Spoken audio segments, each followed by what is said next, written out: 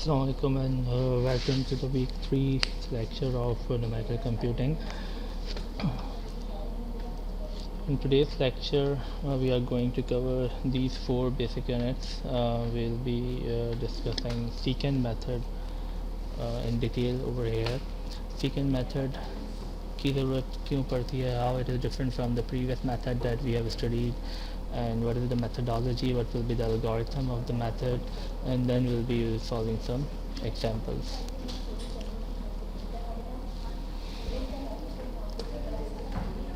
Okay, secant method is basically how it is different from the previous 2 methods that we have discussed. Basically, with respect to the concept of the methods, with respect to the methodology of the methods, our sequence should be कि हमें पहले bisection method करना चाहिए था, उसके बाद हमें Newton's method करना चाहिए था, उसके बाद हमें सीकेंट मेथड करना चाहिए था, और फिर हमें रेगुलर फॉल्सी मेथड करना चाहिए था. Because bisection method is the one of the most basic method. Then Newton's method आता है.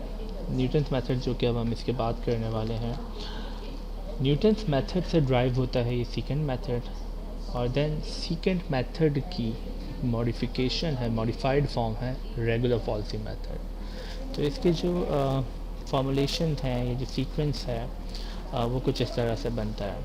अच्छा, हमने सीक्वेंस थोड़ा सा डिफरेंट क्यों रखा? बिकॉज हमें इसके सॉल्यूशन फाइंड करना है, हमें इसे अंडरस्टैंड करना है. तो हमने सीक्वेंस इस तरह से रखा कि रेगुलर फॉल्सी मेथड, क्योंकि उसकी जो मेथडोलॉजी है वो मिलती जुलती थी बाइसेक्शन से. दोनों ब्रैकेटेड रूट फाइंडिंग मेथड थे, इसलिए हमने वो दोनों मेथड एक साथ कर लिए. फिर हम सेकंड मेथड कर रहे हैं because it is related to the regular falsi method, और इसमें भी हम एक इंटरवल लेंगे. Although it is not a bracketed root finding method, it is an open method. और देन हम न्यूटन्स पे जाएंगे बिकॉज न्यूटन्स में हमें अभी तक जो 3 मेथड हमने 2 पहले किए, तीसरा ये, इसमें 2 पॉइंट्स रिक्वायर्ड है. न्यूटन में हमें सिर्फ एक इनिशियल पॉइंट रिक्वायर्ड होता है. तो हमने जो सीक्वेंस रखा है वो इस तरह से रखा है कि हमें जिस तरह से सॉल्व करना है, जिस तरह से इसे अंडरस्टैंड करना है, अंडरस्टैंडिंग में इस तरह से आसानी हो जाती है. बट वंस आप इन चारों मेथड को देख लेते हैं तो you can relate them as well कि किस तरह से ये एक दूसरे से रिलेट करते हैं. अब हम ओपन मेथड करने जा रहे हैं, जो नेक्स्ट 2 मेथड्स कर रहे हैं, secant and Newton. Open methods क्या है? It requires only a single starting value और 2 starting values that do not necessarily bracketed the root इनके बीच में ब्रैकेटेड होना ज़रूरी नहीं है.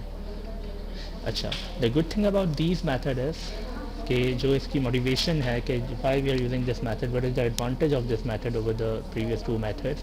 एक तो ये कि इसमें ज़रूरी नहीं है रूट ब्रैकेटेड हो. दूसरा ये कि रूट अगर ब्रैकेटेड हो जब भी ये रूट फाइंड करके दे सकते हैं. ठीक है, दे सकते हैं.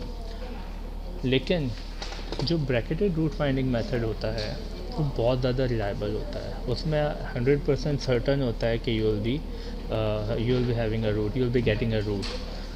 जो ओपन मेथड्स होते हैं ये इतने ज़्यादा रिलायबल नहीं होते.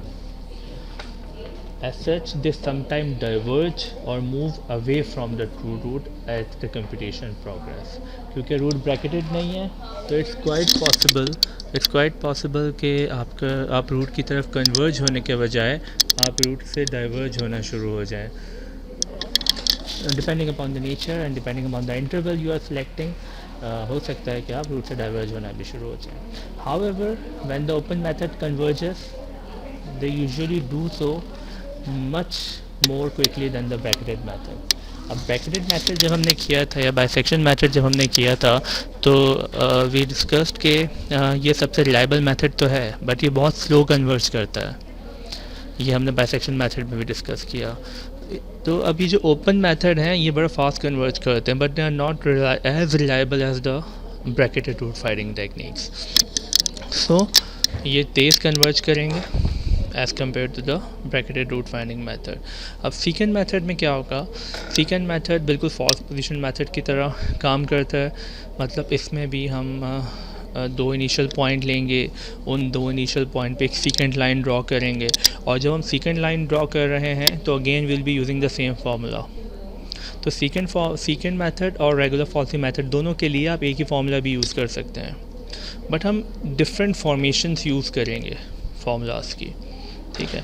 डिफरेंट फॉर्मेशन का मतलब क्या है कि हम वो फॉर्मेशन यूज़, बिकॉज इसमें हमें नेगेटिव पॉजिटिव रिक्वायर्ड नहीं है। इसमें हमारा जो क्राइटेरिया होगा वो नियर फार का क्राइटेरिया होगा कि एक वैल्यू हमें comparatively near from the root value दे रही होगी, एक far from the root value दे रही होगी।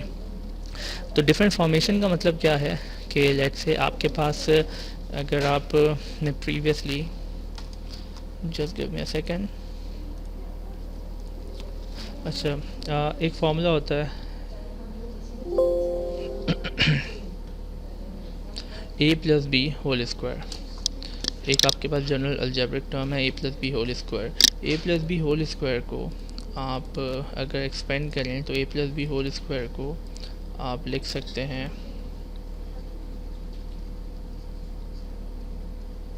a square plus 2 into a b plus b square. अभी जो दो एक्सप्रेशंस हैं, this left side and this right side, they are expressing the same term, same algebraic term. ये सिर्फ दो डिफरेंट फॉर्मेशंस हैं। बिल्कुल इसी तरह से जब हम सीकेंड मेथड के लिए जो फार्मूला यूज़ करेंगे वो ड्राइव उसी से होगा जो हमने एक 2 पॉइंट लाइन का फार्मूला लिखा था, y minus y1 over x minus x1 is equal to y2 minus y1 over x2 minus x1। इसी फॉर्मूले से ड्राइव होगा, लेकिन एक डिफरेंट फॉर्मेशन होगी। जिसमें हम डिफरेंट फॉर्म में लेके आए थे, इसमें डिफरेंट फॉर्म में लेके आएंगे, लेकिन ये रेगुलर फॉल्सी मेथड की तरह ही काम करेगा। सिर्फ इसमें रूट का ब्रैकेटेड होना ज़रूरी नहीं है, जिसकी वजह से अब जो हम पहले देखते थे कि जो पहली आइट्रेशन तो कंप्लीट हो गई, सेकेंड आइट्रेशन पे जाने से पहले जब हम वैल्यूज़ को अपडेट करते थे तो हम फंक्शन का साइन देख के वैल्यूज़ अपडेट करते थे। तो अब वो क्राइटेरिया नहीं यहाँ चलेगा। यहाँ पे हमें फंक्शन के साइन से कोई कंसर्न नहीं होगा वैल्यूज़ अपडेट करने के लिए, बिकॉज हो सकता है कि कुछ इस तरह का सिनेरियो हो कि ये एक फंक्शन है और हमने जो रूट्स फाइंड किए, अच्छा ये एक फंक्शन है, हमने जो इनिशियल वैल्यूज़ ली वो ये दो वैल्यूज़ ले ली ए और बी। अब इससे भी फंक्शन की वैल्यू पॉजिटिव है, इससे भी फंक्शन की वैल्यू पॉजिटिव है, तो स्टिल सीकेंड मेथड कन्वर्ज करेगा। क्योंकि दोनों पे फंक्शन की वैल्यू पॉजिटिव ही है तो हम साइंस की बेसिस पर वैल्यूज़ अपडेट नहीं कर सकते, ठीक है जी। तो you will not be using the sine, will using some different criteria, but secant method again it will be converging fast as compared to the previous methods, the bracketed method, but they are not as reliable as the bracketed root finding techniques.